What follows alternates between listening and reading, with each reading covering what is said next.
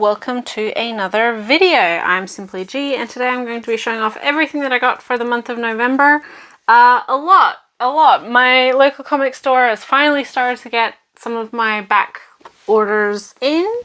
So I have a big stack of books, a whole bunch of things to get into. So rather than spend too long on this intro, let's get straight into it, and I hope you guys enjoy.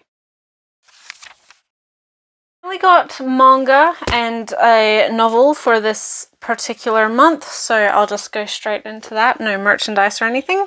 But I'm going to start, as always, with the debuts. First and foremost, with a one-shot from a creator who we've seen some of her works before, but this is the first time in a long time that we've seen any of her titles come to English print, and that is Kyoko Okazaki's River's Edge. This is the story of a bunch of disillusioned teens. We have our main character who has sort of found herself as kind of in between, well, two very different situations. She's fairly popular. She has a boyfriend who she regards as a bit of a bully, and she doesn't really like him very much, especially not anymore. And part of that is fueled by her boyfriend's just really irrational violence and bullying towards a really quiet and good-looking boy in their year, Yamada, who's on the cover here. There's a lot of rumors going around the school that he is gay. There's a lot of rumors going around school that he's just like a playboy. He does have a girlfriend that also goes to their school. There's rumors in particular that he was seen with one girl, an underclassman, who is this really well-known model. So there's all sorts of like high school drama rumors there. Our main character, she also has a couple friends, one who has just like a whole bunch of older men who pay for her time, and you know that she's sort of stringing along. All of this culminates in our main character being shown a skeletized, or a skeleton of a homeless person, or unhoused person maybe is the better phrase, that Yamada has found and that he shared with this girl who is a model, and he tells her about how it makes him feel, and it gives him sort of this real rush. He really enjoys this like perspective that he has looking at this dead body. This is really a very strong entry to Okazaki's library. I think this particular series really captures that disillusionment that teens, especially in the latter half of high school, have at how important all of this drama and all of the terrible things happening to you feels in the moment. I will warn people that this particular series does deal with very excessive violent bullying. It also deals with eating disorders. It also deals with kind of sibling violence, or rivalry is too mild a term. It also has some like sex. It does have explicit scenes in there. Nothing, you know, that you wouldn't have seen. Like, it's not gratuitous, but it's really an element of this particular series. It also talks about teen pregnancy, teen sexuality. It's really good, but as said, there is quite a few. I mean, it's a very, I hate to use the word dark. That makes it feel not like I'm not taking it seriously, but I think this particular series, it explores the realities that a lot of teenagers feel.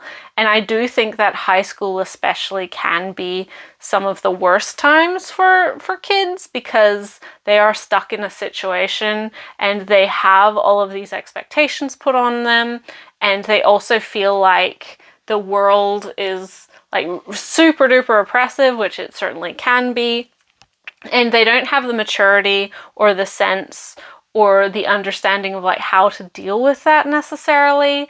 Also kind of fairly violent relationships, romantic relationships in this one. It's just it is the whole package. If you haven't read any of Kyoko Okazaki's other works, you definitely should. The ones that we've gotten in English prior to this are Pink and Helter Skelter, both dealing with very cynical explorations of bubble era Japan. This is also in that wheelhouse. I think it's a little bit after the Japanese economic bubble had burst, but it's certainly one that I think a lot of people can relate to, and a lot of people can see themselves in certain aspects. It's a teen drama, certainly heavy on the drama, and I find it really handles sort of the aftermath of the whole series very well as well. This is not like a happily ever after and everyone gets better and, you know, things just turn out hunky-dory. It has, as said, a very cynical perspective, and especially when you are like a 17-year-old going through it, it certainly feels like there's no point. Yeah, I really am very happy that we finally got this one in English. So check it out if you are a fan of Okazaki's work. If you're a fan of like teen drama, serious teen drama, not just melodrama and romantic issues. Yeah. But forewarning for all of those things that I mentioned before. On to the debuts of ongoing series. First is one that I was looking forward to. This is one that's won quite a few awards in Japan. The premise was super interesting to me. This is released in omnibus form from Seven Seas, and it is complete in Japanese in 8 volumes, so it will be 4 omnibus editions all up, from my understanding. But this is historical drama Orb on the Movements of the Earth, volume 1 and 2 by Uoto. So, as said, I was looking forward to this. It kind of ticks a lot of boxes for me. I like historical dramas. I find this premise of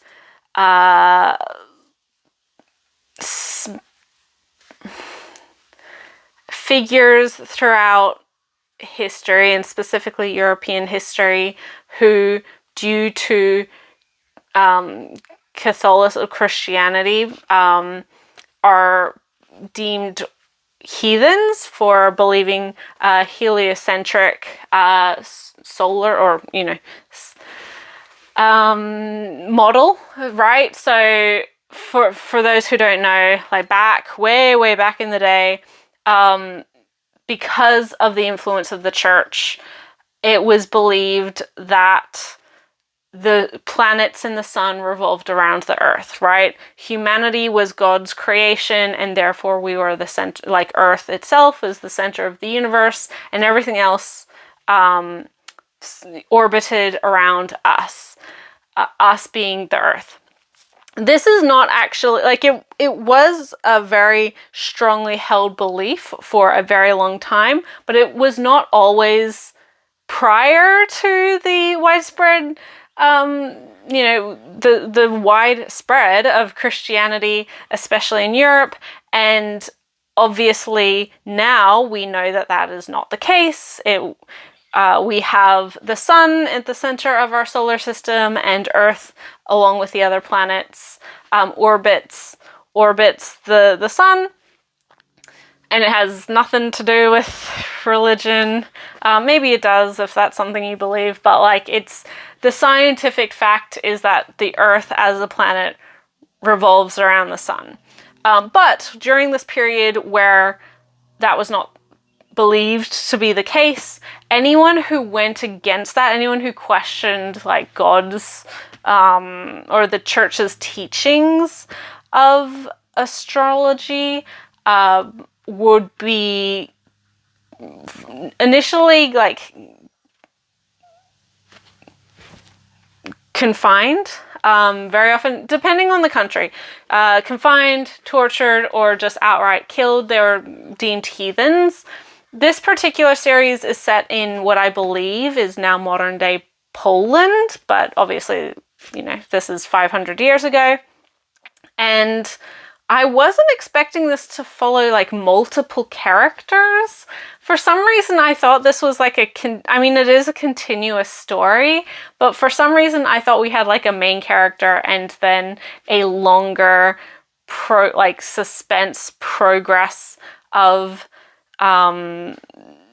this character coming to the realization of the heliocentric model and taking longer for the church to find out, and you know, all of these different things. That is not the case. We have quite a revolving cast of characters, which I think is effective because it does mean that the reality is that the Earth, as said, revolves around the sun. So if one person notices it and has like a very rational explanation and the science and the data to back it up, not necessarily the science, but the data, which will then prove the science to back it up, the church and the governing bodies can say, you know, that person's crazy, they're possessed by the devil, they're a heathen, as much and as many times as they want. But the great thing about truth is that truth does prevail, and no matter how crazy or overwhelming tyranny, and especially like scientific tyranny, can feel, normally when people are allowed to do good science, humanity does tend to come to the right conclusion. This is very contentious, and obviously science is not always a proven thing, but thankfully now we have a fairly good idea about how our solar system works and how the wider universe works. Certainly there's always going to be mysteries into those sort of processes, but the math checks out. Right. For those who don't know, Galileo was put under house arrest for believing a heliocentric model in his late life. I would say that he's probably the most notable of scientists and people, full stop, to have popularized this view. But yeah, this particular series just follows a bunch of kind of no-name individuals. And as much as I was looking forward to this, I don't know how I feel about this first volume. I should say first two volumes. This wasn't necessary, as I said, it wasn't really what I expected insofar as story structure and character structure. I did like parts of it, but it didn't hook me in the way that I expected it to. I think there was potential here, and maybe it is something that comes up later in the series, but I do think that although the cast of multiple protagonists does work in a sense, we don't spend enough time with each individual to really get a good sense of them. And when it comes to being like a historical, I guess, suspense thriller, insofar as like, oh, there's always a really, really strong possibility that these characters are going to be, for lack of a better word, martyred by the church. Not by, they're going to be tortured and killed by the church, but become martyrs for their scientific belief. I don't know. I didn't connect with it as much as I maybe wanted to. This might be one that I continue digitally. I don't think that the art was also a little bit not fully there yet. I feel like it has a very particular art style that doesn't quite meet what I was expecting, maybe? I don't know. It felt very simple in a way that didn't seem intentional, which is kind of a bummer when you consider just how interesting the setting is. I don't know. I don't complain about art a lot of the time unless it's really egregious in a series. I do like to have a really strong art style in series, but if it's not, like, if it's serviceable, I'm not going to take points away from it necessarily. But this series, I don't know. It just kind of, it felt a little bit like the perspective on characters were not perspective. Maybe the I don't know. Like, their bodies weren't quite at the right lengths and things that they needed to be. I don't know. I might even be just making things up, but I'll flip through and maybe I'm just, being particularly critical, but it wasn't necessarily what I expected. Maybe it feels like a cleaner Attack on Titan a little bit to me, and I really, really dislike Attack on Titan's quote-unquote style. Maybe that's the problem. I don't know. Anyway, this series isn't bad. I'm interested as to how it develops from here. I'm also interested as to why it's won like so many awards. Maybe because it's a setting that isn't that familiar to Japanese readers. Yeah, I don't know. It's not bad.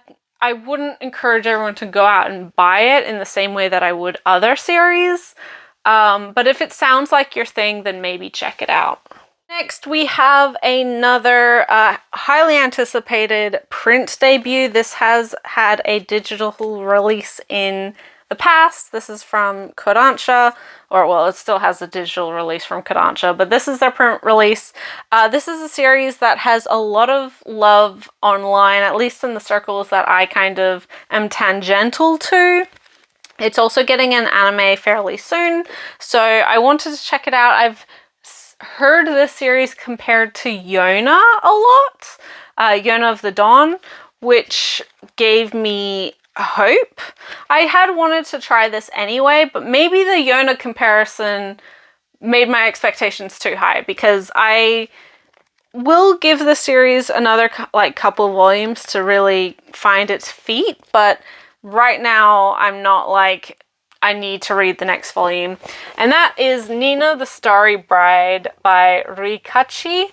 This is the story of an orphan girl who is sold out by one of her friends to, she believes initially like slavers, but she finds out very quickly that no, in fact, she's being taken to the palace in order to become, basically in order to replace the crown princess who was accidentally killed in a road accident, or whilst traveling, I should say. One of her brothers or half brothers has brought her into the palace in order to protect, the memory of this princess, and also to make sure that nobody in the kingdom knows that this princess has died, due to very specific circumstances that this princess was raised in. Nobody actually like really knows what she looks like, aside from she has brilliant blue eyes. She was raised sort of in isolation or confinement, maybe, because it's expected for her to be some sort of like priestess style of thing. And so really the only people who knew the original princess was this older brother, who's the guy on the cover, and like a couple like servants within that would serve the original princess. So it's a little bit, personally, I think it's probably closer in line to something like Prince Freya. It's a very similar premise. Maybe the Yona stuff comes up later. I know that another like boy shows up. Because part of the reason that this prince wants to make sure that there is a princess is because there has been a political marriage agreed between two kingdoms. So rather than go into like this priestess role that she was initially raised in, she's instead going to be married off to, some foreign prince. So I know that the foreign prince shows up in the next couple volumes.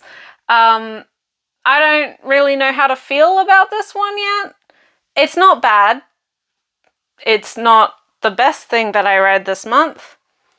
It was a solid start. It's a pretty tried and true premise. I think there's a lot of potential here. Nina seems like a fun character. Her brother, I don't remember not her brother, but the prince, this current prince, he seems like an intriguing character.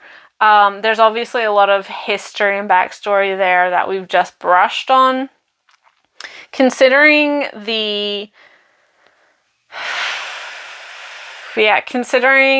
how much love this series gets, I am like wanting to read more and hoping that it gets maybe a little bit stronger.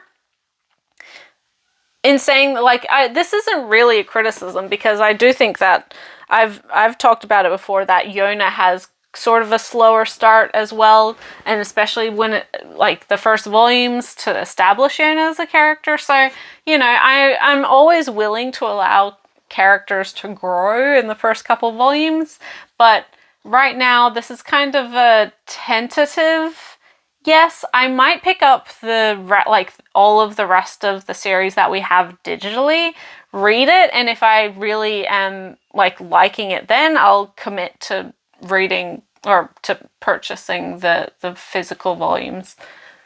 It isn't going to be all complaints, and really I haven't been that harsh on anything yet, but this one is one that I was highly anticipating.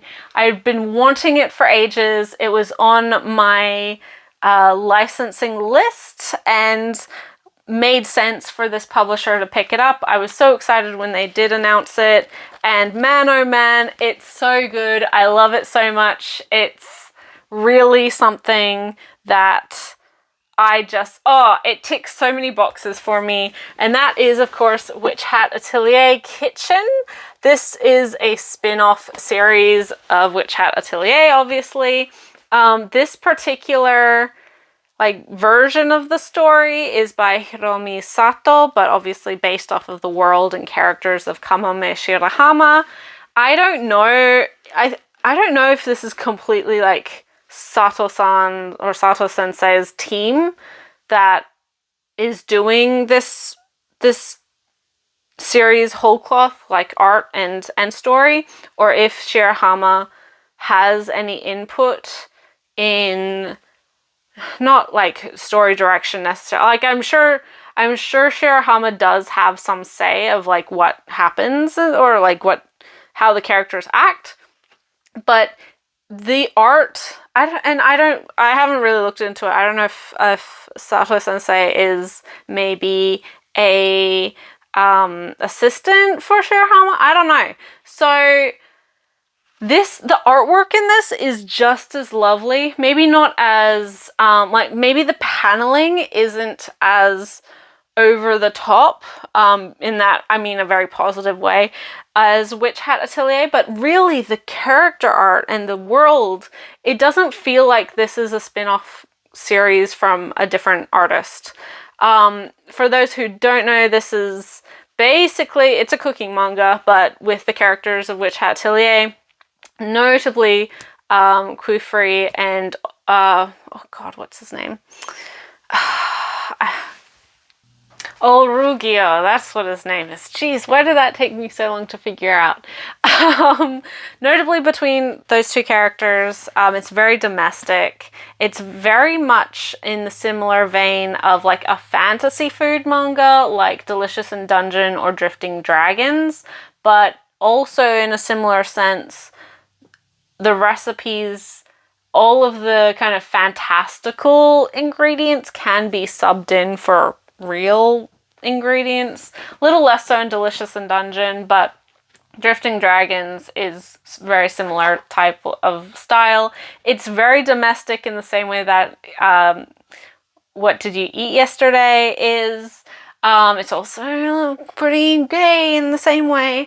Obviously, we also have Coco and the girls in this as well, but they are less of the main characters. It's normally the adults who are cooking and preparing food and eating food and enjoying food after the girls have gone to bed.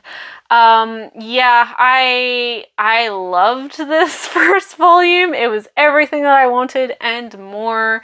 Yeah, it's beautiful, it's creative, it's a really fun addition to an already superb series. So, you know, who can complain about more Witch Hat Atelier? I don't know. Hopefully no one. Hopefully no one, because it deserves all of the accolades. But yeah, I just really, really, really love this series. If you're a big fan of Witch Hat Atelier, which why wouldn't you be, definitely check this one out. As said, the art is very, very similar, if not identical, to the original series. The paneling, as mentioned, is a little less grand, but, you know, we can't have everything. And it works very well in this more grounded series, which is funny to say about, like, a fantasy food manga. But yeah, definitely check this one out, especially if you are a fan of Witch Hat Atelier. Certainly not least for the debuts, we have a hardcover release. This is a book that I talked a lot about in the October podcast, so this isn't completely new to the channel, but I did finally get my print copy, and this is #DRCL Midnight Children by Shinichi Sakamoto. This is Sakamoto Sensei's take on Bram Stoker's Dracula, as it says on the front right there. But this is a reimagining of the Dracula novel, not like the idea of vampires necessarily, but very specifically Stoker's Dracula, who, for those who don't know, like, did create the standards for what modern vampires are. But it pulled, like, all of the characters are from the novel. So we have Mina, who is the only girl attending this private boarding school, as well as Arthur? Yes, Arthur, who in the novel is the main character. He's typically he's the initial main perspective character, the one who visits Dracula. The story isn't like one-to-one with the novel. This is an almost complete reimagining. A lot of our main characters are, aside from this vampiric monster, are teens. We also have a character who is initially presented as male, but later kind of explained that has kind of the soul of a young maiden. So as per usual with Sakamoto Sensei's manga, this is very gender, which sort of tracks with being a vampire series anyway. Historically, vampires are also very gender. But this is the story of these teens who are going to this weird, well, not weird, but this, very atmospheric European boarding school. They're very broad cast, like variety, diverse cast of characters. We have an Black American specifically, as well as a Japanese student. So, we got a kind of mixed race cast. For those who don't know, the actual Dracula novel does have a cowboy in it. So yeah, that's always exciting stuff. The book is good. It's a classic. It can be a bit dry, but every year or next year when you have the chance, maybe sign up to Dracula Daily because it's a fun time, and that helps you get through the book in a much more digestible way if you're not wanting to sit down with the novel. Regardless, that's sort of not what we're talking about here. I have been really wanting the series anyway, obviously vampires, but this particular creator also has another series which we are also getting in English very soon, from Dark Horse, that being Innocent. And that one is also very gender and set during the French Revolution. I'm just really like, man, I haven't even read that one, and I know that I'm gonna vibe with it. Yeah, this was really, really good. Great setup. We have initially, like, the story starts with the voyage of I think it's the Dieter, which is the ship that Dracula travels on to get to England from Transylvania. That's the initial premise. This vampire has a really interesting way of like killing people or like draining sustenance from people. It's much more like organic, and I mean that in a decay kind of way. It's really cool. But because of that, and because, well, this monster keeps killing people, there's less and less crew, and eventually the ship runs aground, which unleashes this monster into the English wild, into the English wilds, which is also coincidentally where our characters have their creepy boarding school. And, this was a lot of groundwork, initial stuff, but man, oh man, is it a good time. One of the characters, after being attacked by this monster, so all of the like teen characters are aware that there's a monster. One of them is attacked by Dracula, and now it's just kind of acting kind of weird.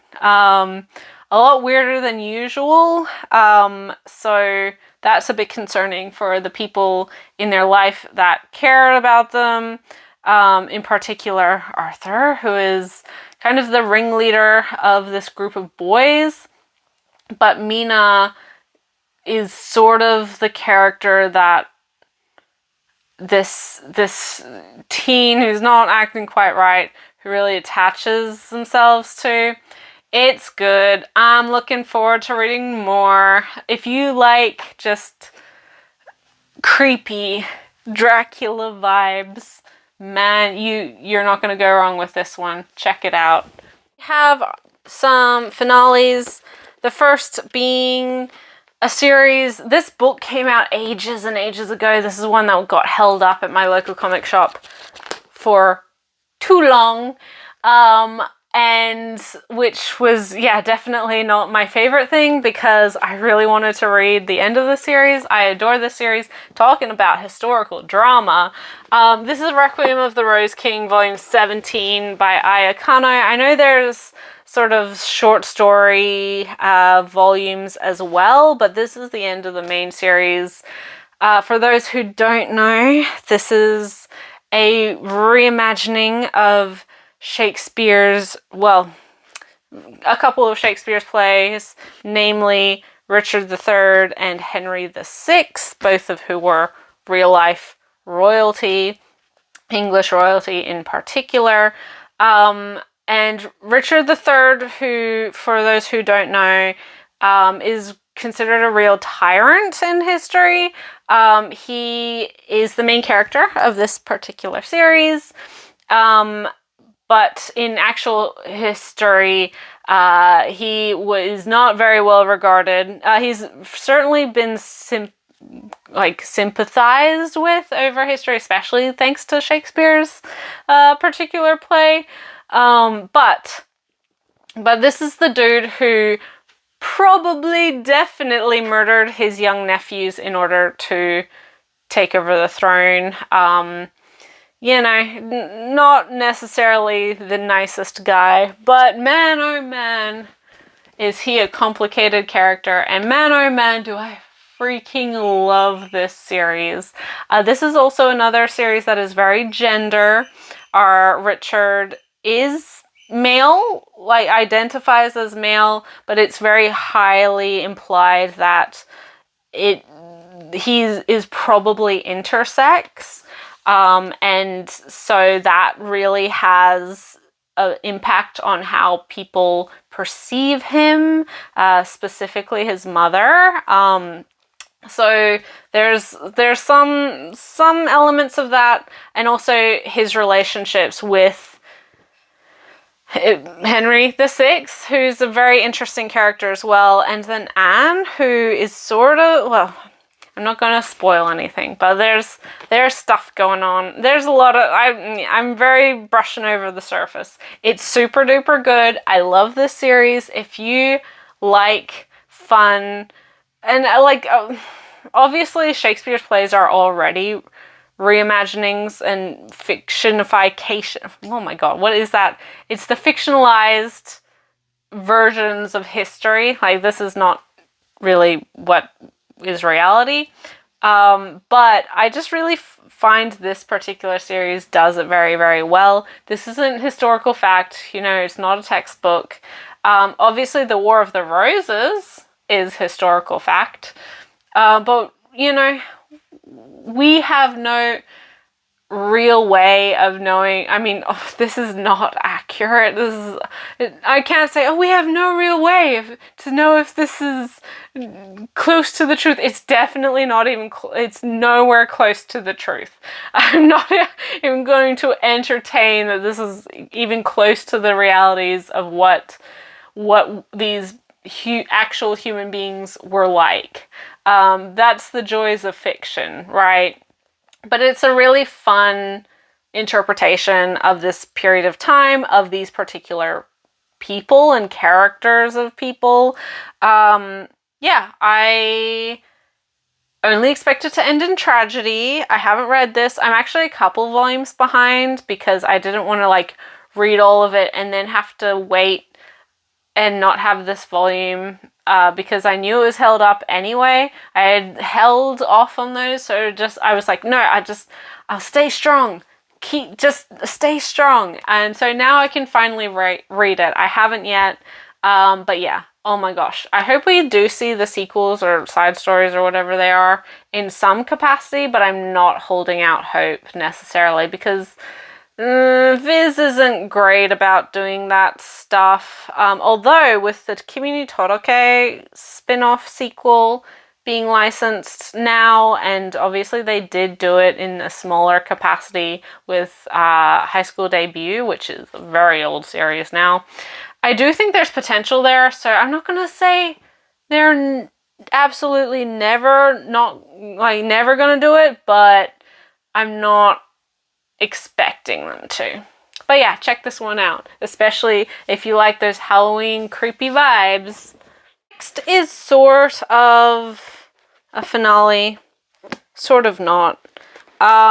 This is a series that is one that I am a more recent fan of. I've explained this whole reasoning a lot, but this particular volume is sort of I guess kind of a the final point, and I'm sure for some people this is the last that they'll purchase, but this is Berserk, the 14th deluxe edition, in the big bloody Bible-sized release. Volume 14 contains volumes 40 and 41, as well as the guidebook. So it's a little bit thinner than previous volumes, and volume 41 was the last chapters that Miura wrote prior to his death. So this is the end of Miura's Berserk. We do have more content coming out from Studio Gaga. Is that his assistant's studio name? I feel like I'm misremembering that, but I think that's correct.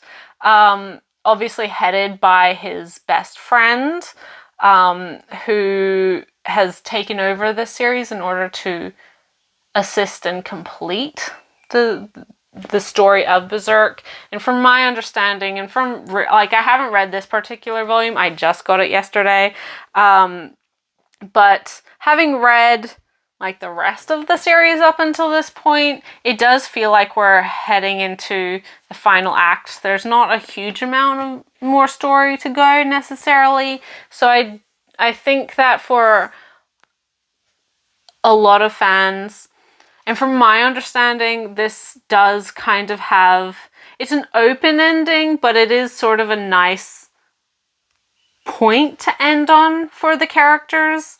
And if you are someone who is very much a purist, you don't want to engage with this series now that the original creator isn't the one creating it. I have opinions about that, but I think it's valid for some people to want to do that. I personally am not that anal about it, but I can understand wanting to have the finality of Miura's work and not want to continue with someone else at the helm. Yeah, but for those who do want to see the conclusion of the series as a whole, with or without Miura's input, or not input, but without him actually sitting down and writing it, there is also, it's good that we are getting the option to see the series completed in some form. As said, this particular volume does have the guidebook in there as well, which is probably a smart choice because obviously it allows this to be a full volume without having to kind of cut and paste. It's a smart business decision from Dark Horse to allow this to be the last of Miura's for exactly that, what I rationalized before. For fans who want this to just be the end for them. Yeah, I haven't read this one yet, but I don't know if look forward to is the right word, but I am wanting to read this sooner rather than later. It'll be interesting as someone who, as said, has only really read Berserk the last couple of years. I'm not a super hardcore fan in the same way that a lot of people are. I haven't grown up with it, or it hasn't been formative to my personality like it has for a lot of people. So, it'll be interesting to see and enjoy and experience the end of Miura's Berserk, in the same way that it'll be interesting to continue with Berserk from this point. But yeah, I don't need to sell Berserk to anyone. Everyone knows about it. Everyone has an opinion about it. You either love it or you hate it. I'm sure there's some people who are in the middle. I guess I tend to the middle. But it's certainly an influential work. It's certainly one that has become unto its own, just yeah, he, even outside of manga circles, right, this is hugely popular, hugely well known, and it is such a shame that Miura, the collective we, lost Miura at such a young age. It is a tragedy, and you would hope that people would take that experience of losing a beloved creator due to health complications more seriously in campaigning for better conditions for mangaka, but you know that they won't, and it's really terrible. You know, Miura and Yoshihiro Togashi of Hunter x Hunter and Yu Yu Hakusho fame were notoriously bad-mouthed online prior to Miura's death about the amount of hiatuses that they took due to ill health. And when Miura died, everyone was like, oh my gosh, yeah, this is a tragedy, and wow, this is actually like super duper important, and maybe we should take creators' health seriously. And then now people are still on that train of calling Togashi lazy for having a chronic illness and for taking breaks and looking after himself. So, you know, I'm a bit cynical in that sense as well, but yeah, it's Berserk. What more can you say? Ongoing manga. First up, we have the second volume of a new Shonen Jump smash hit, one that I really enjoyed, so much so that I've actually caught up with the Simulpub releases. I got the first volume last month, maybe the month before, and that is akane-banashi. This is by Yuki Suenaga and Takamasa Moe. Moe? Yeah. This is the story of a teenage girl who, in the first volume, well, her father was a rakugoka, so a rakugo performer. He never made it to kind of master status. He and everyone in his particular school of rakugo were expelled by the guy who runs it, basically. He, during the competition, or I guess the test for all of them to make kind of the most senior leap to the most senior rakugo level. Why am I so bad at this? Kind of the most senior position that a rakugoka can have, outside of like just being a master and having the traditional name handed down to you. But because her father was expelled when she was about 10 years old, she now has made the decision that she wants to become a professional rakugoka in order to prove to the world that her father's rakugo is worth listening to, and to prove the guy that expelled all of those students wrong. He's just a big meanie. I love this series. It's really fun. The characters are great. I love the fact that it's a shonen. I called it a sports series last volume. It's still that, right? It belongs in the wheelhouse of like a Hikaru no Go or a Haikyuu or Chihaya Furu, which obviously isn't a shonen, but Chihaya is certainly a shonen protagonist most days. It feels very on par with those series, where it's not like rakugo, obviously it's a performing art, but it's not, and so it's not a sport in the same way that like volleyball and even karate is, but it really does, the way that this story is structured, it really does fit within the sports kind of overarching structure. You have rival characters, you have competitions, you have characters improving over time. In the same way that like Blue Period is also very similarly kind of a sports series, in that it's about continuous improvement. And I only say that in the term of like sports series because sports series are ubiquitous, whereas series about art, performance art and just traditional arts, full stop, are like, there's a very wide variety of how those stories can be presented. Kono Oto Tomare, is that what that series is called? Yes. Kono Oto Tomare as well is sort of this, where that's about the koto, music. So it's just kind of that structure. I loved it, and I love this particular volume. Her upper class, I don't know, her Ani-san, the boys or the men who are ahead of her at her particular master tutelage, are really interesting characters. The variety of rakugo performed is always really fun to read. I think that the English team who work on this, do a great job of capturing the different performances. I think the series itself does a really good job at capturing the expressiveness of rakugo. Considering the only other like very prominent rakugo series known in the West is Descending Stories, which is very different premise-wise from this.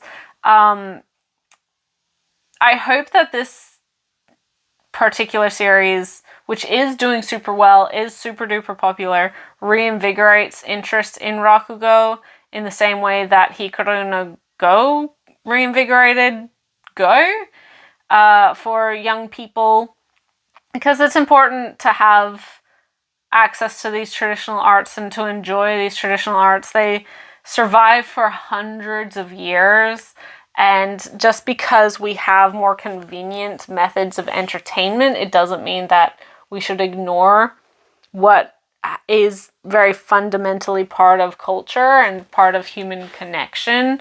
I really enjoyed the series. I still really enjoy the series.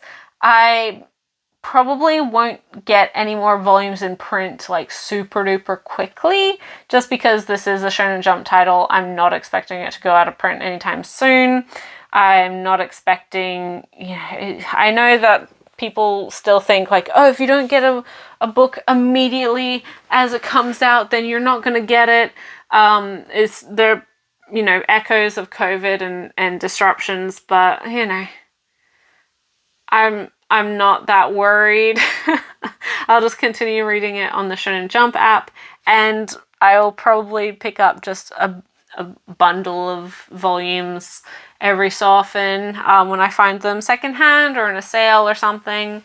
It's a great time, and it is one worth checking out, especially if you haven't, especially if you're wanting something kind of, I hate using fan words like new gen, especially when we're talking about Shonen Jump, but this is certainly one of the standouts in Jump right now, and is well worth your time.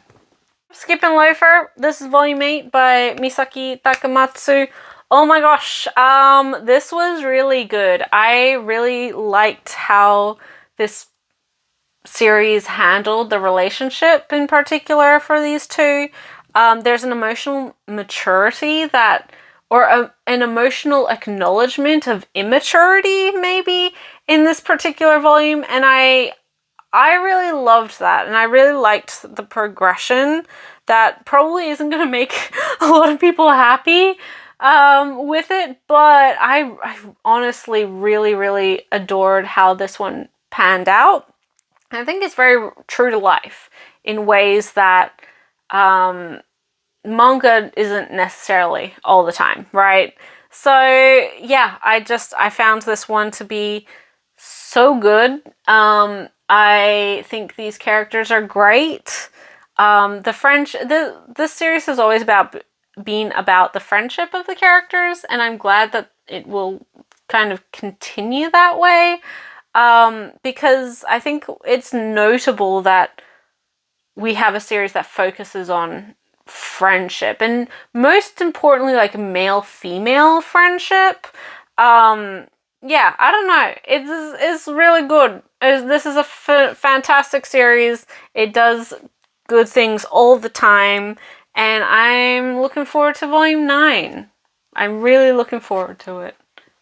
For the large trim ongoing manga, I have a couple series where I got a couple volumes. I'll get the one that I haven't read yet out of the way. This is volume 2 and 3 of One Dance by Coffee. This is a series about a tall boy with a stutter who discovers dance, like just dance, and dance groups in particular, and slowly like gaining confidence in being able to express himself in a way that doesn't rely on him speaking words.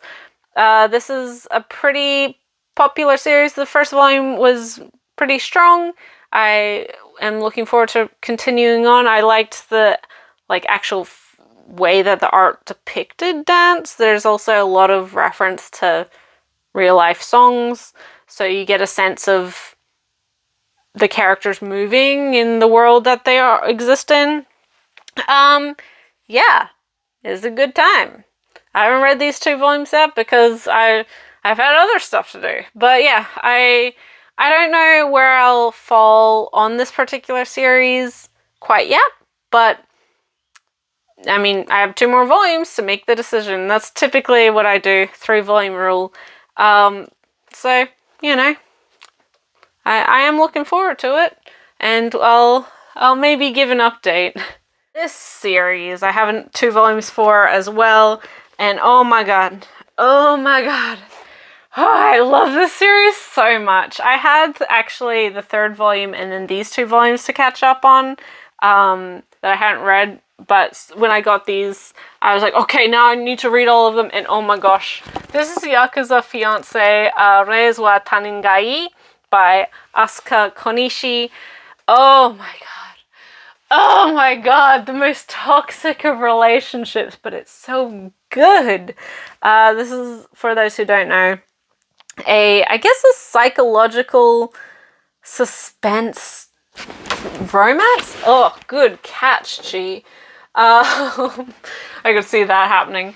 But this is the story of a teenage girl who is the granddaughter of a Yakuza boss in Osaka, who, in order to like create a political tie with another Yakuza group that they've been feuding with in Tokyo, she's basically just betrothed to the grandson of a different Yakuza group. And she's like, she herself doesn't want to be within kind of the underworld, the seedy life of Yakuza. But she's a pretty brash personality. A lot of people comment on her just...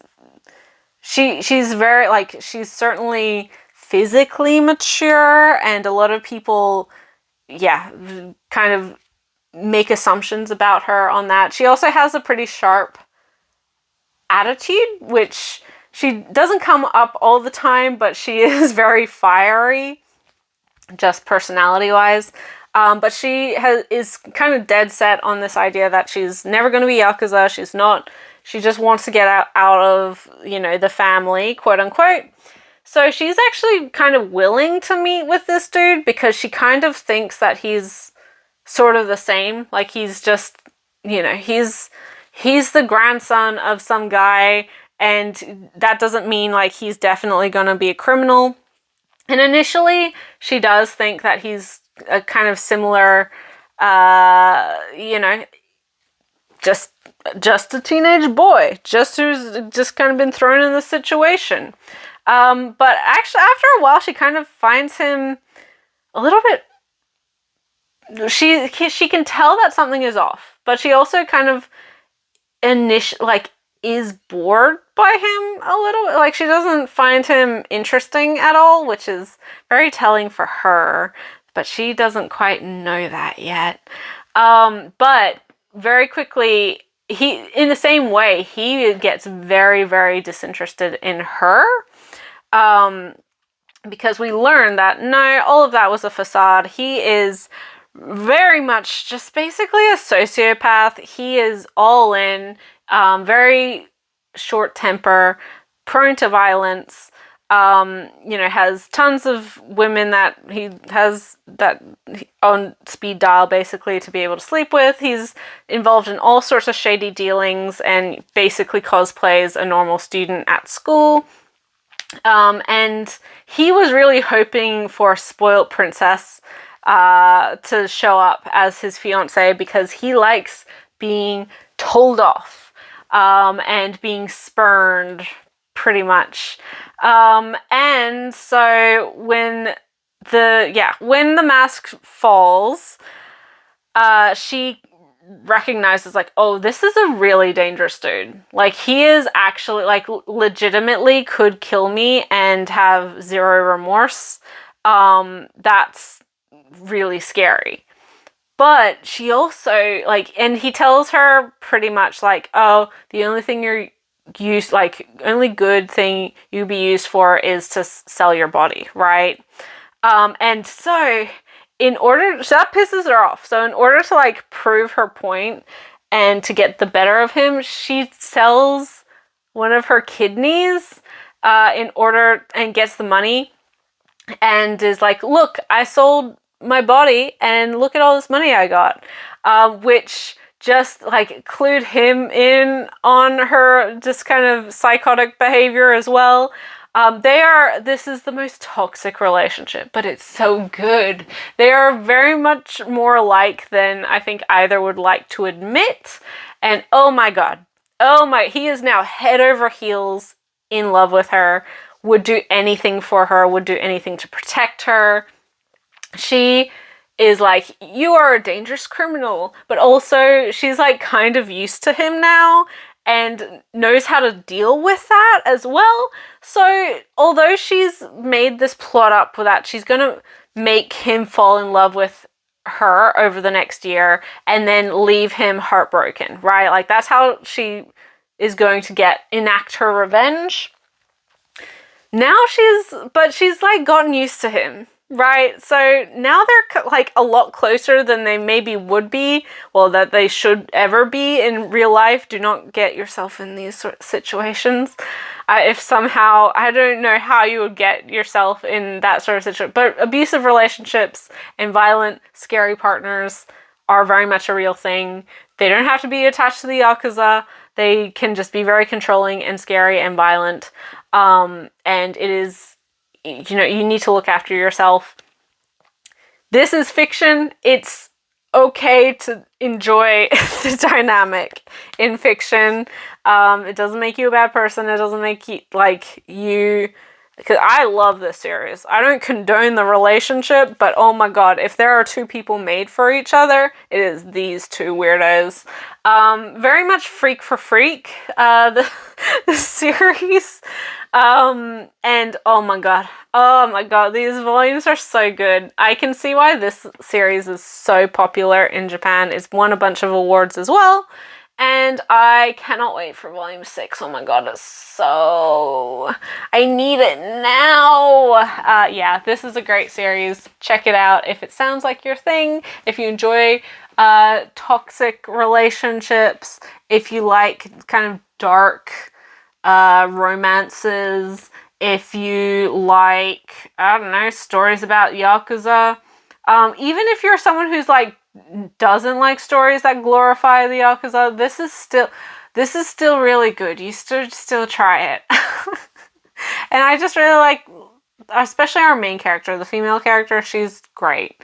Our male characters are very unhinged. And I don't know whether that's because this is a josei and written from the woman's perspective, or if, as a woman, I relate a little bit more to her, but oh my god, these guys are not good guys. Do not involve yourself with people like this in real life.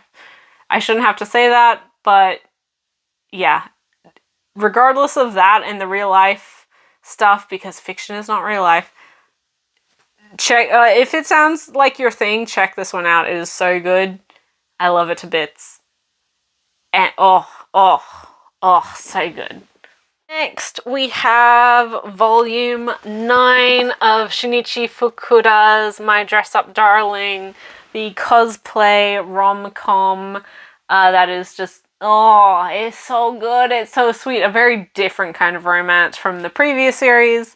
I haven't watched the anime, but I've heard very good things about it. This series, although it does have a lot of like ecchi content, a lot of fan service, it actually isn't that gross about it. I don't know how they managed to pull it off, but this series, for as much of like boob and butt and stuff that is applied to, especially to our main character Marin, or one of our main female character Marin, this series is so sweet. The characters and their relationship is so lovely, and they're good kids. They're good kids, and I want them to be happy, and I want them to kiss. Which,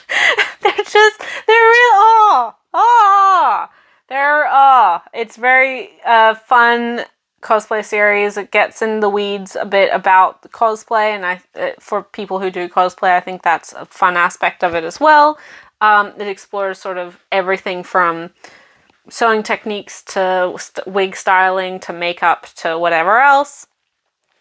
This is, for those who don't know, because I do wax poetic about the series quite a bit every time I get a new volume, this is the story of a teenage boy called Wakana, who his family make traditional dolls, the Japanese dolls, and he loves it. Like, he really wants to get into that industry. He's planning to become a doll maker, an artisan. I don't really quite know what the phrase is, right? But he loves them. But when he was a lot younger, he was teased for his interest in that. So he's very withdrawn, very reserved. He's a big guy, but like very shy, doesn't have a lot of friends, seems very gloomy.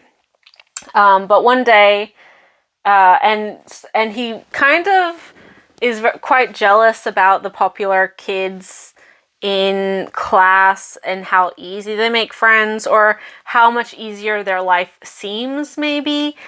He's not a resentful person. I think he just sees their existence as something completely different from himself, which I think also helps the series a lot. He's not moody in the way that a lot of these, like, quote-unquote loner types are. He's much more a Miyamura than, I don't know, a lot of these harem protags.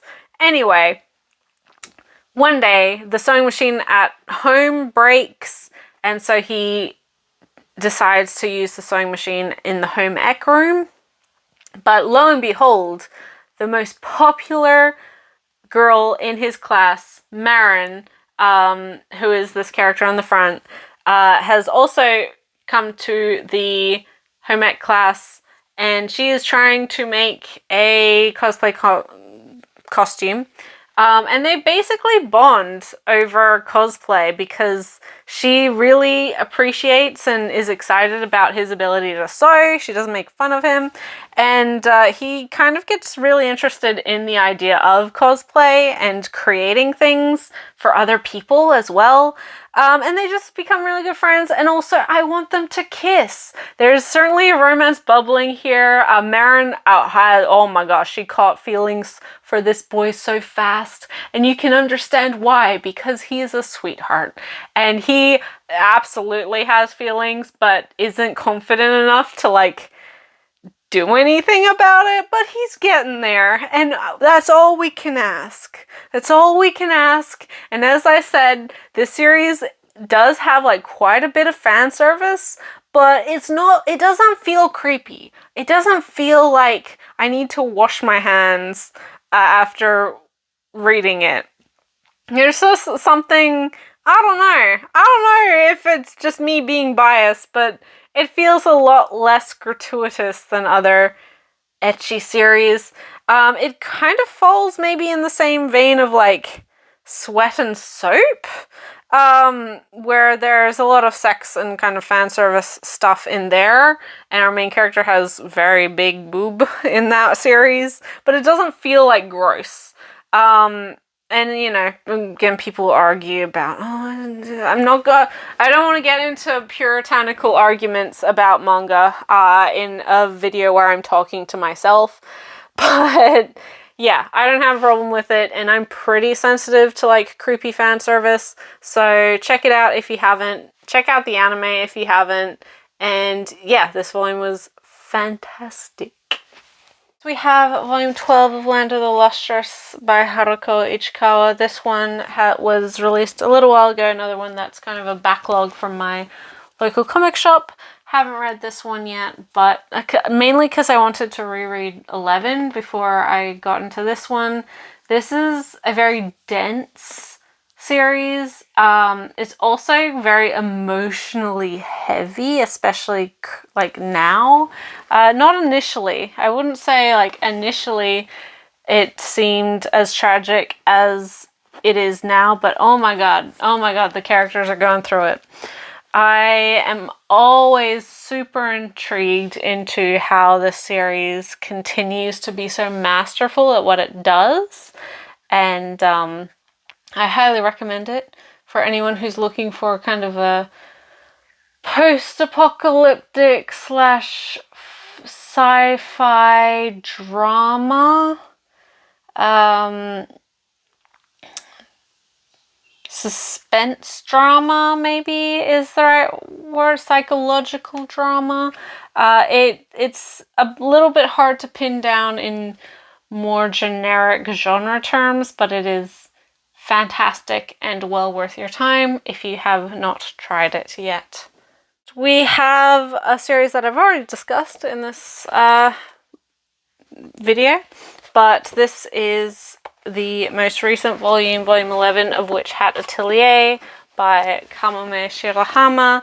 This is the story of a young girl called Coco who discovers the truth behind magic, and after accidentally casting magic on her mother, and so now she is training to become a witch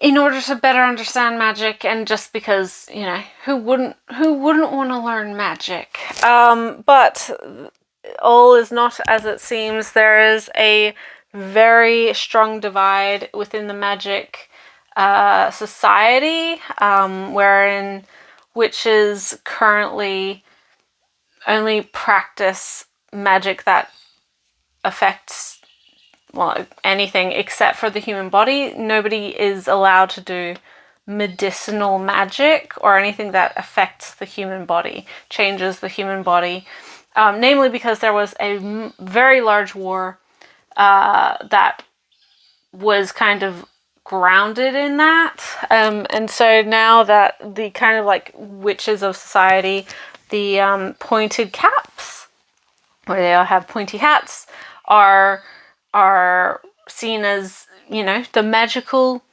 members of society, and then we have the brimmed caps, who have the more classic style of witch hat, with a very wide brim as well as the point, but a very wide brim, who are sort of hiding in the shadows, trying to push this magic that affects the human body. And so our main characters sort of learning a little bit more about magical society, and seeing how certain taboos, and seeing how maybe magic in magical society isn't as easy and straightforward and you know, honest as expected. This is probably the best like young person magic series around. This and Earthsea, I would argue, although I don't know how many like young people, I don't know how many kids like have been exposed to the Earthsea novels anymore. If you're a fan of Witch Hat Atelier, check out Earthsea, not the novels. No, I mean not the movie, not the Ghibli film, not the terrible 90s television adaptation. the novels, Ursula Le Guin's novels. I am very biased, but that is the quintessential magic school series. It started. It's not even about magic school, but that it kind of introduced the idea of magic school in Western literature. Anyway, yeah, this is fantastic. If you are, a Harry Potter kid who hates Joanne and wants something to attach yourself to that's magical and inclusive, Witch Hat Atelier has got you covered. It's got fantastic diversity of characters. It's got, and not just like racial diversity, but we have various disabled characters. We have just like various sexualities as well. It's just really good. Shirahama has created such a magical setting with this one, and all the actual magic itself is really well thought out. The magic system, I guess, and ties into this being an illustrated comic very, very well. I don't think it would work as well if it was just like a novel. It's a very visual style of magic. I love this, as do lots and lots of people. It's won Eisner, it's won a Harvey Award, it's won like all the comics awards, as it deserves to. Check it out if you haven't. You are seriously missing out. It has an anime, I believe, coming out next year, which will be exciting, and I'm hoping it is as lovingly rendered as this series continues to be. Yeah, fantastic series. Be sure to try it. This is one that I do really recommend to everyone. We have another volume that I haven't read yet, namely because I haven't read the previous volume of this, and this sort of bridges the gap between my quote-unquote general manga and my BL, so I saved it for last. This is the most recent episode of What Did You Eat Yesterday by Fumi Yoshinaga, one of my favorite mangaka. I'm a little bit sad because this looks to be a Halloween volume, and I came this month, so a little bit late for Halloween, but man, I love the series. I mean, I've already waxed poetic about Witch Hat Atelier Kitchen. And I mentioned this series when talking about that. This is the story of two gay men, or a gay couple, I should say, in Tokyo. And pretty much just the meals that they have together. Shiro, our main character, he is a very diligent cook, and a very good cook. And his partner, Kenji, who does sometimes make food and meals for the two of them, but more often than not is just enjoying the wonderful dishes that his partner has put together for them. This is very much a how-to guide on making a whole variety of food, but of course, over the course of the series, you learn more and more about these characters. It is snippets into their life. You see them grow over the course of their relationship as well. Something that I always mention with this series is that there's a real sense of domesticity. They're very domestic because they've been together for a very long time. They're also older. They're in their early 50s now, I believe.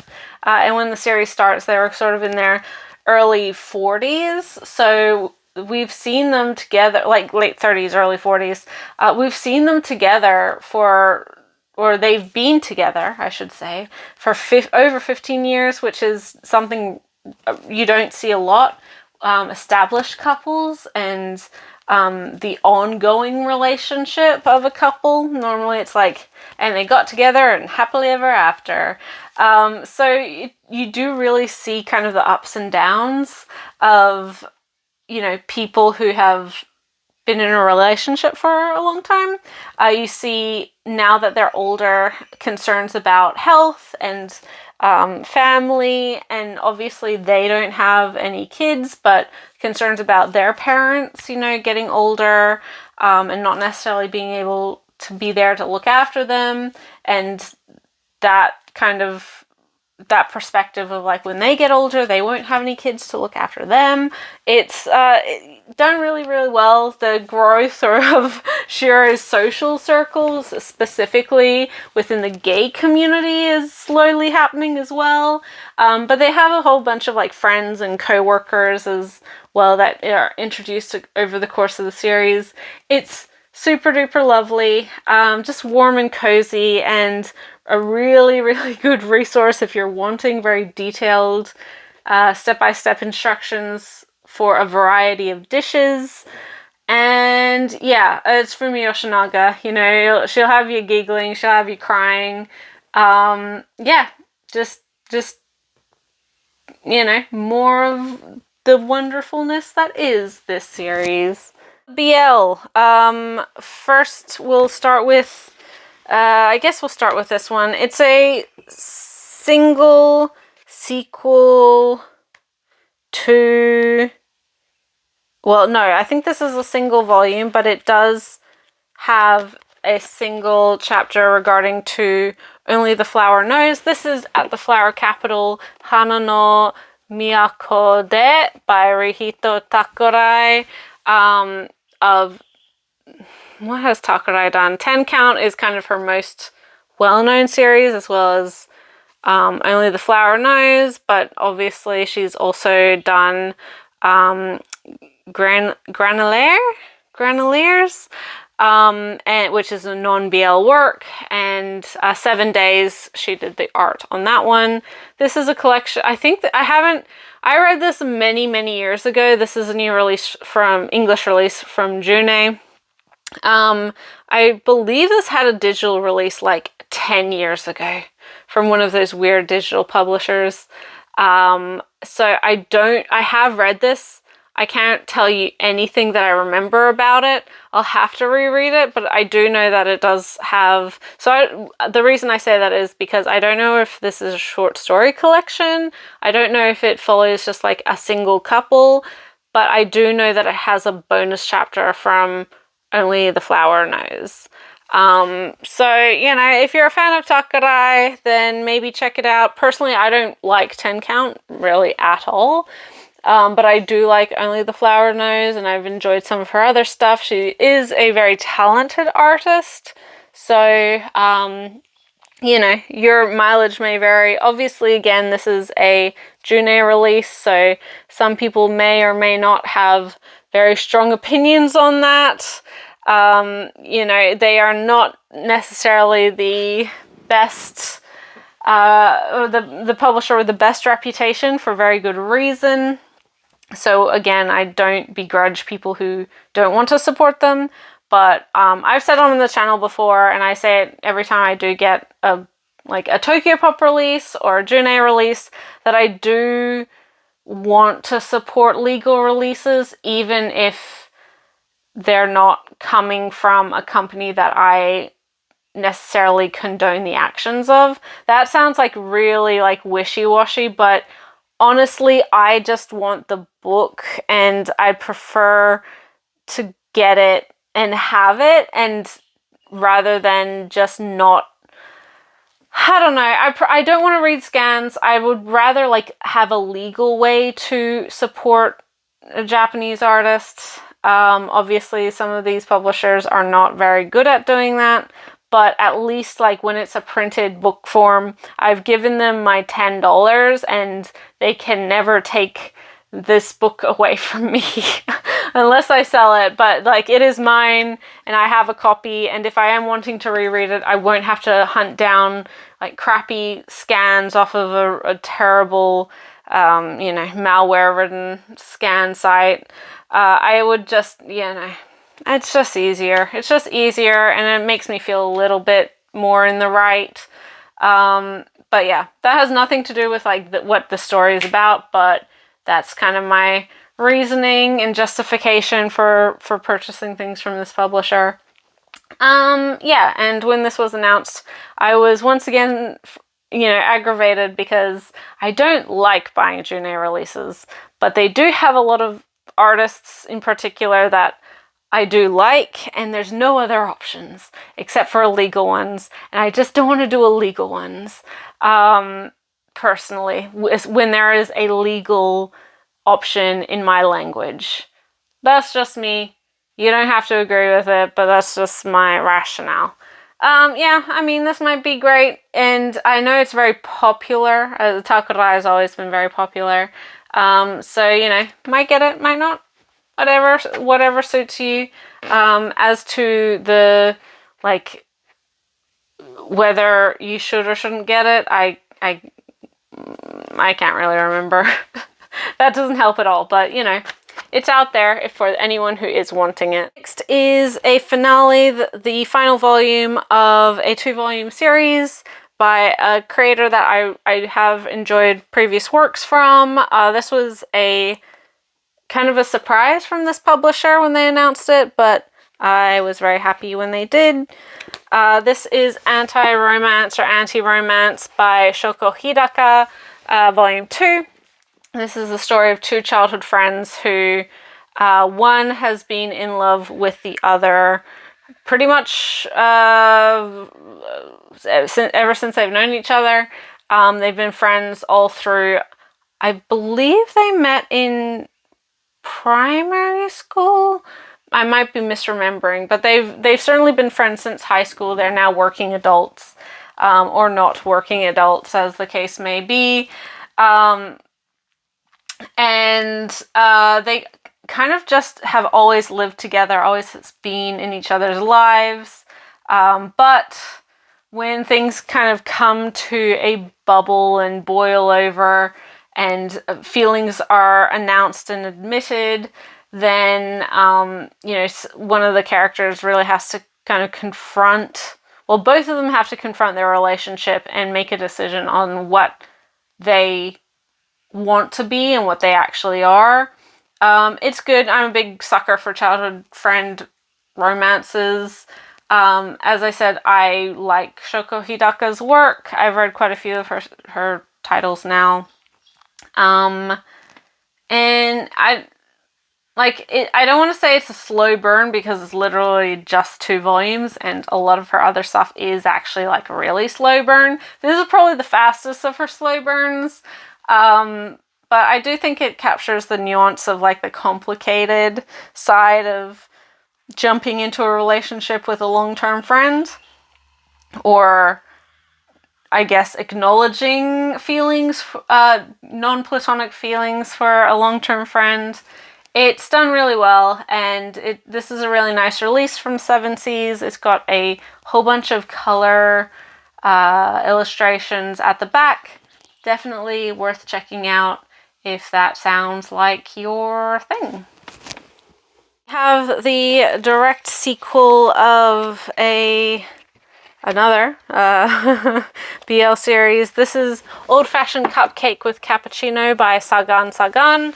Obviously the, I guess, follow-up volume, sequel volume to Old Fashioned Cupcake. This is just the continuation of our couple. They've been together about 6 months, and kind of the solidification of their commitment, you know, getting used to being together, and our main character being in a long-term, or well, in probably the longest relationship he's ever had, and learning how to navigate that, especially when he has so many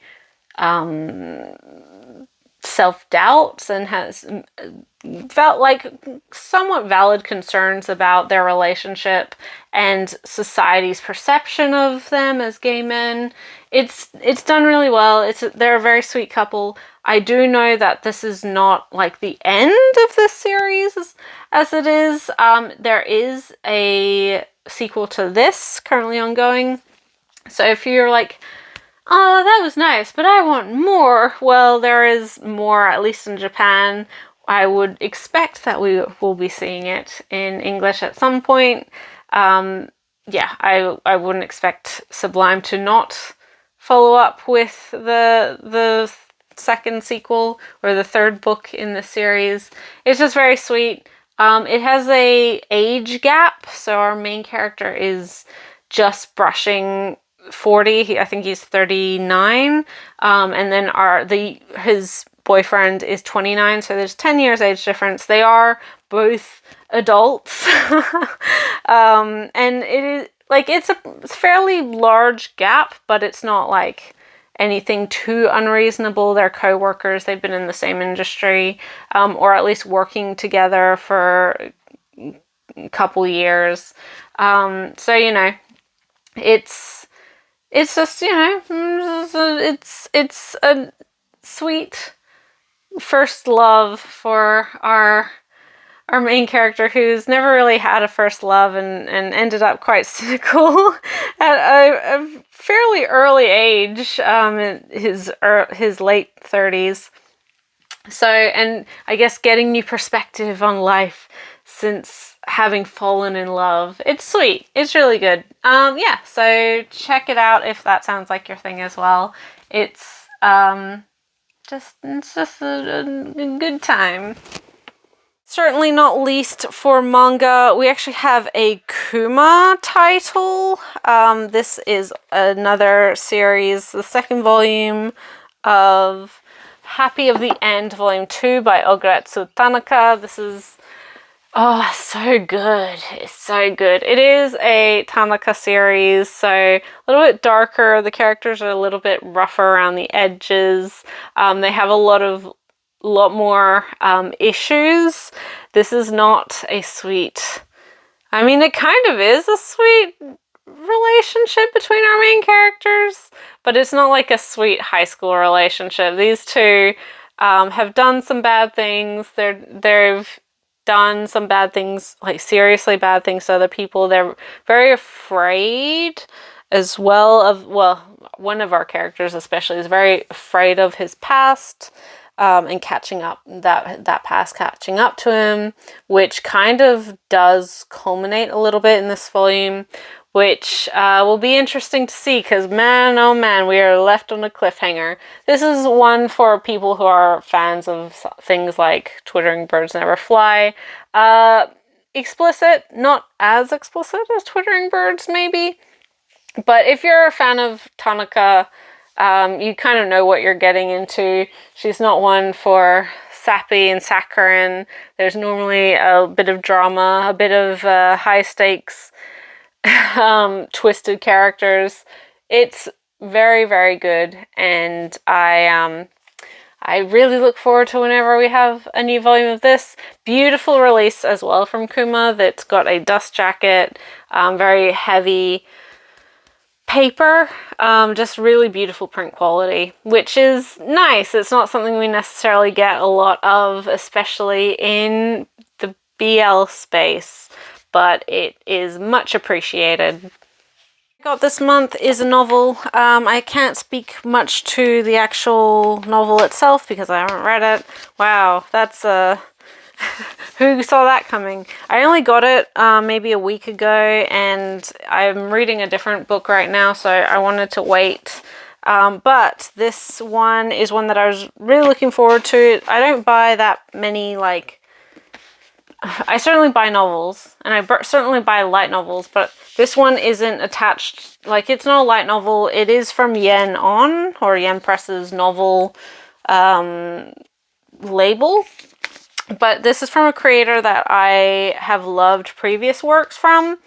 So this is The Samurai and the Prisoner by Honobu Yonezawa. I know nothing about this at all. But I picked this one up specifically because I am a massive fan of Yonezawa Sensei's Hyoka, which we do not have the novels in English available, but received an anime adaptation, oh god, more than 10 years ago from Kyoto Animation, and it is certainly one of my favorite KyoAni series of all time. I adore that show. I really love the characters in that series and how it's constructed, and I was really interested in reading Yonezawa's work and his prose. So why did I make the assumption? I believe this is a male author, but maybe I am just making a terrible assumption. I'll read the blurb at the front of the dust jacket. In winter of 1578, 4 years prior to the Honnoji incident, Araki Murashige has betrayed his ally, Oda Nobunaga, and holed himself up in Arioka Castle. But a string of unsettling incidents within the castle walls has him at his wits' end. The desperate warlord's only hope for solving these mysteries is imprisoned in the castle's dungeon, a man named Kuroda Kanbei, one of Oda's most gifted strategists. When all the conflict and intrigue comes to a close, what will these two men have gained and lost? Oh, mystery! Hell yeah! Yeah, this sounds cool. I like myself some mystery and historical fiction. Yeah, I mean, what else to say? I believe this wasn't it, like, when they first announced the license for this, it was called, like, The Black Castle, maybe? So it did change title, but that's not wholly unexpected. I think The Samurai and the Prisoner works a little bit better as well, just marketing-wise. But yeah, I haven't read it. I look forward to reading it though, but that backlog is very long. But it'll go on there kind of sooner rather than later. So yeah. Everything that I got for this month of November, lots and lots. A lot more than usual, especially because I've had some quite slim months this last couple months due to just comics being held up at my local comic shop. But I'm finally starting to see some backlog with What Did You Eat Yesterday and Witch Hat Atelier and Land of the Lustrous. Just catching up on some titles, which is always exciting. As obviously I've said a couple of times, I haven't read everything yet this month, but I did read all of the new debuts. I continued with a whole bunch of stuff, and it's a solid head into the end of the year. Let's see what December brings. Yeah, let me know your thoughts, feelings, opinions on any of the titles that I talked about today. Do you agree or completely disagree? Is there anything new that is interesting you? Anything that I have missed that you might think that I'm interested in, let me know. I do read all the comments. I do try to reply to as many as I can. But yeah, as always, you can find me on social media, specifically X, nay Twitter, at that's GEE_reads. I don't have a Blue Sky. I don't have a Mastodon. I don't have any of the other ones because I just kind of want social media to die. So I refuse to create anything else. So until Twitter just like implodes on itself, that's what I'm on. Otherwise, you can find these videos on this channel. I also have a podcast with my good friend and co-host Ray from Whimsical Pictures. You can find all of those episodes also on this channel, but you can also find them on Spotify, Google Podcasts, Apple Podcasts, the major podcasting platforms. And those come out monthly. We just did a episode on The Rose of Versailles, which is very exciting. That was a great series spotlight. We're heading into December. We'll be doing our favorite debuts of the year. So maybe stick around if you're interested in hearing our opinions on a variety of titles this coming month. But yeah, thank you guys so much for watching. I'll catch you in the next video. Bye till then.